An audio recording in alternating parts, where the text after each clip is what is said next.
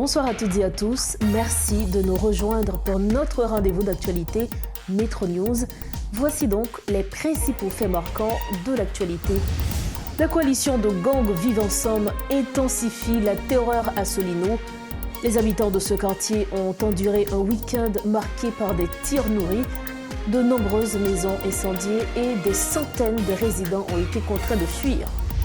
Le président du Conseil présidentiel de transition, Leslie Voltaire, représente Haïti à la COP 16 en Colombie.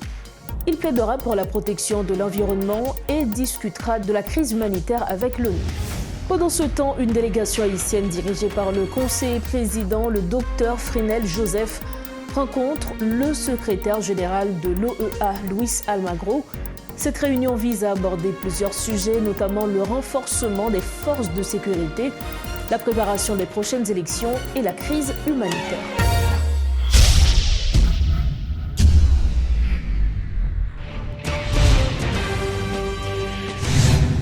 Bienvenue au développement de ce journal. Faisons le point sur la situation sécuritaire.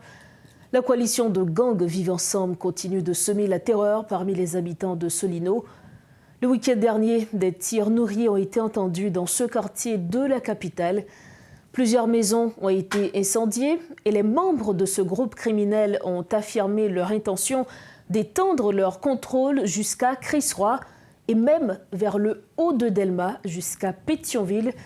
Cette situation se déroule alors que plusieurs centaines de policiers étrangers, principalement kenyans, sont présents depuis plus de 3 mois pour soutenir les forces de sécurité haïtiennes. Selon les témoignages, des milliers de résidents de Solino fuient progressivement certaines rues de leur quartier. Alors que le nombre de victimes des violences des gangs continue de grimper, les autorités présidentielles ont tenu ce lundi 28 octobre 2024 une séance de travail avec le commandant en chef des forces armées d'Haïti, le lieutenant-général Derby Guerrier, et le directeur général de la police nationale, M. Normil Rameau. Cette rencontre visait à évaluer les mesures adoptées par les autorités pour établir l'ordre sur l'ensemble du territoire. Depuis l'installation du Conseil présidentiel et du gouvernement du Dr Gariconi, les réunions se succèdent, bien que les résultats concrets se fassent encore attendre. Autre actualité importante, le président du Conseil présidentiel de transition, Leslie Voltaire, est en Colombie pour participer à la COP 16 sur la biodiversité. Il a été invité par le président colombien Gustavo Petro. Au cours de cette conférence, Leslie Voltaire va réaffirmer l'engagement d'Haïti pour la protection de l'environnement et plaide pour une solidarité internationale renforcée face aux défis climatiques qui touchent particulièrement les nations vulnérables. Hormis la question climatique, M. Voltaire doit aussi rencontrer le secrétaire général des Nations Unies, Antonio Guterres, pour discuter de la crise humanitaire et de la situation sécuritaire en Haïti. En marge de cette activité, il a rendu hommage à la statue du général Alexandre Pétion, rappelant le rôle de soutien d'Haïti dans la lutte pour la liberté en Amérique latine. Dans la même veine, le conseiller président, le docteur Fresnel Joseph, a rencontré ce lundi le secrétaire général de l'OEA, Luis Almagro. Lors des discussions, ils doivent aborder des enjeux clés concernant Haïti, tels que le renforcement des forces de sécurité, la préparation des prochaines élections, la crise humanitaire et la possible transformation de la mission de soutien à la sécurité en une mission de maintien de la paix de l'ONU. Cette réunion s'inscrit dans la visite officielle d'une délégation haïtienne de haut niveau qui inclut aussi Enex Jean-Charles, président du comité de pilotage de la conférence nationale, et Mme Kerlande Mibel, représentante de la diaspora. La délégation participera aux travaux de l'OEA et de la Commission de Venise du 28 au 30 octobre. Un autre sujet retenant l'attention depuis quelques jours déjà, c'est l'affaire BNC. Après la convocation de Raoul Pierre-Louis, ancien président du conseil d'administration, c'est désormais le conseiller président Louis-Gérald Gilles qui est attendu devant le juge Benjamin Félismé le 19 novembre prochain dans le cadre de l'enquête pour corruption liée à une tentative d'extorsion à la Banque nationale de crédit. Entre-temps, le parti Les Engagés pour le développement aidé appelle le ministre de la Défense, Jean-Marc-Antoine Berthier, à s'abstenir de participer à des réunions où sont présents des membres impliqués dans cette affaire. L'ancien Premier ministre Claude Joseph a également averti que si M. Berthier ne se conforme pas à cette demande, le parti aidé exigera son retrait du gouvernement. Pour poursuivre cette édition, l'ancien sénateur Yuri Latortue a exprimé sa surprise face au rapport des Nations Unies publié le 30 septembre dernier, indiquant qu'un mandat d'arrêt aurait été émis contre lui alors qu'il circule librement. Lors d'une conférence de presse ce lundi, le leader politique a démenti ces affirmations, estimant qu'elles nuisent à sa réputation. Le chef du parti AAA a rappelé qu'une ordonnance de justice avait été rendue en sa faveur dans la juridiction des Gonaïves et a exprimé le souhait que le rapport soit corrigé pour refléter cette décision. Intéressons-nous à présent à cet accord tripartite signé ce lundi entre l'État haïtien, le secteur privé et le syndicat des travailleurs pour le renouvellement de la loi Help, offrant des avantages aux exportations textiles vers les États-Unis. Cet engagement, jugé déterminant pour le renouvellement de cette loi, sera ensuite soumis au Parlement américain, précisent les signataires. Les trois parties sont parvenues à cet accord après plusieurs mois de négociations, dans un contexte où le secteur textile, le deuxième plus grand employeur du pays, a vu de nombreuses entreprises fermer leurs portes. Reportage Réti Fortuné. Parmi les priorités du gouvernement fixées dans le budget 2024-2025 figure la relance économique. L'objectif étant de répondre à la crise économique à côté des autres problèmes auxquels le pays fait face, encore aggravés par l'augmentation de la violence des gangs. C'est dans ce contexte qu'intervient la signature de l'engagement tripartite entre les travailleurs, le gouvernement haïtien et le secteur privé des affaires pour le renouvellement de la loi HOP. Un pas franchi dans la bonne direction, souligne le responsable du ministère du Commerce, James Monazar. Nous n'avons pas le choix, il faut faire tout ça possible et imaginable pour que la loi soit renouvelée. Moi-même, serviteur donc là, et nous sommes 12e mission avec Adi, Washington, pour Goumen, pour que la loi soit renouvelée. Et c'est une fierté pour la dernière mission qui fait là. Et trois partis ont été représentés à Washington, et que le gouvernement, que l'ADI et que le syndicat. Et pour mettre que nous avons fait tout ça possible au niveau gouvernement pour que à chaque mission qu'on a faite, pour que toute partie yo représenté et à Washington pour chaque monde a dit mais et comment yo regarde. Cette loi offre des avantages aux exportations textiles vers les États-Unis. Son prolongement pourrait renforcer l'économie en favorisant les exportations. Le gouvernement haïtien s'engage à tout mettre en œuvre pour y parvenir. La difficulté que nous avons rencontrée pour démarche, ça a réalisé notre renouvellement de la loi pour 2025. Le gouvernement a mis le chute dans le dialogue social avec le secteur, représentants travailleurs et représentants employeurs pour signer un engagement tripartite que a soumettre au gouvernement américain pour dire mais quel engagement vous prend dans le renouvellement de la loi pour peut-être 10 ou bien 20 prochaines années qu'a fini, il a engagé pour assurer que les normes nationales et internationales respectent l'entreprise.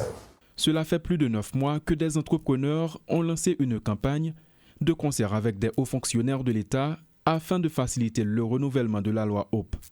La signature de cet engagement tripartite devrait faciliter ce renouvellement, se félicitent des représentants des travailleurs qui ont apposé leur nom dans le document. Nous-mêmes, nous avons exigé, nous avons un ensemble d'exigences et que nous signons nous-mêmes. Et parmi les exigences, nous avons deux exigences majeures. Une, c'est réforme système ONA à Kofatma, l'autre là, c'est réforme administration travailleur. Nous-mêmes, syndicats, nous disons que ce n'est pas normal. Pour l'ONA, il y a 59 ans. Pour 59 ans, pour l'ONA, il y a 6098 personnes qui sont retraitées là-dedans. Et dans 6098 personnes qui sont retraitées là-dedans, il y a un valet qui a touché 1000 gouttes, 1200 gouttes comme retraite. Ça, même les pas chercher comme ça, comme moto à bien en publicité. La loi Hope, qui supprime les droits de douane sur l'exportation de vêtements haïtiens vers les États-Unis, arrivera à expiration en 2025 si d'ici là, le Parlement américain ne vote pas une nouvelle version. L'engagement pris par l'État haïtien, le secteur privé des affaires et les travailleurs est considéré par toutes les parties comme déterminant pour ce renouvellement.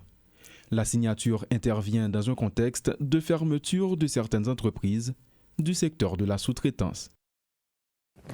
Pour refermer cette page, l'élection présidentielle américaine n'apportera aucun changement à la politique des États-Unis envers Haïti, peu importe le candidat élu, selon des personnes interrogées dans la capitale.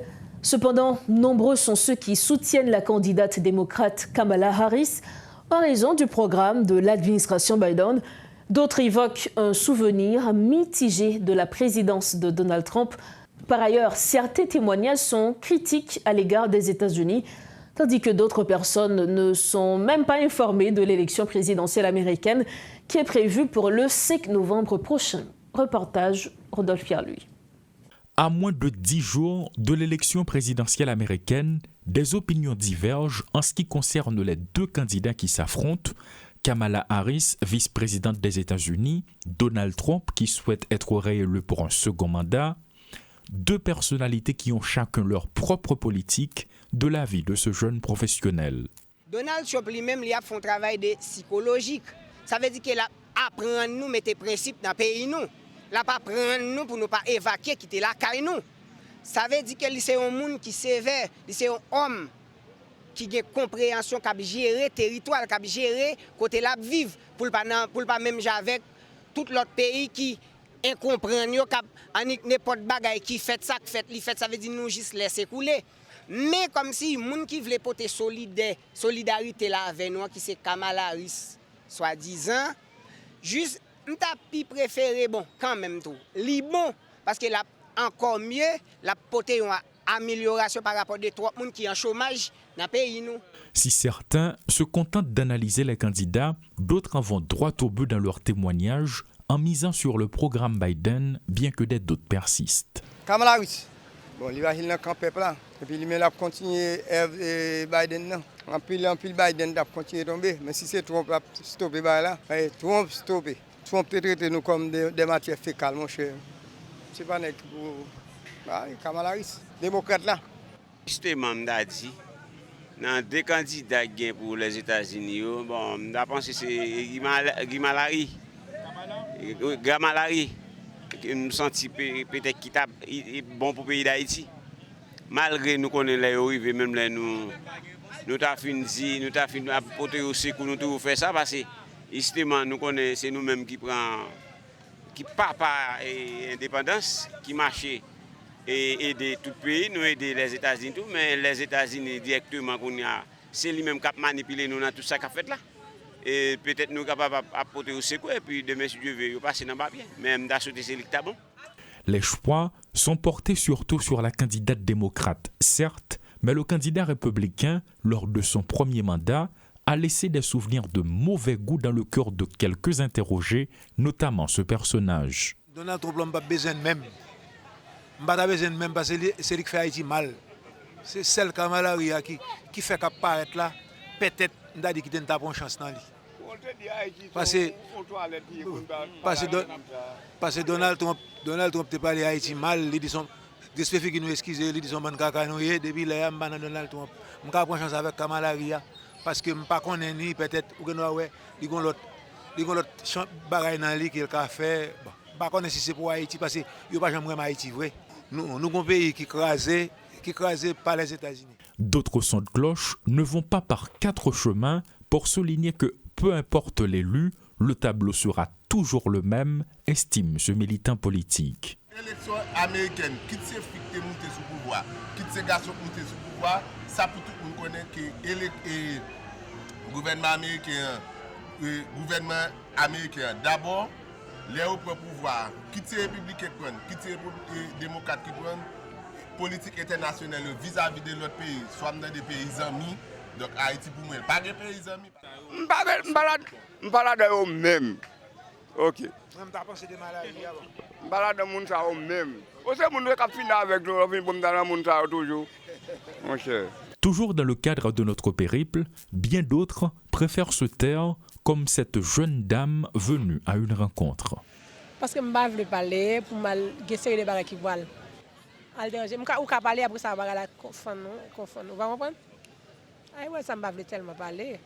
Si c'est bon, ça va régler. Ça va régler. Une dernière catégorie, de son côté, n'est même pas au courant de la course présidentielle aux États-Unis, comme c'est le cas de ce plombier. Aucun jugement, c'est parce que je n'ai pas de biographie de monsieur. Ok, c'est ça que je n'ai pas apporter aucun jugement. Je ne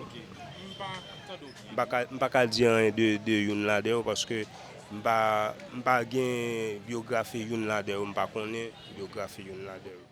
Quelques citoyens de la capitale n'ont pas caché leur position en ce qui concerne l'élection américaine, Donald Trump et Kamala Harris. Certains souhaitent déjà que Donald Trump soit élu.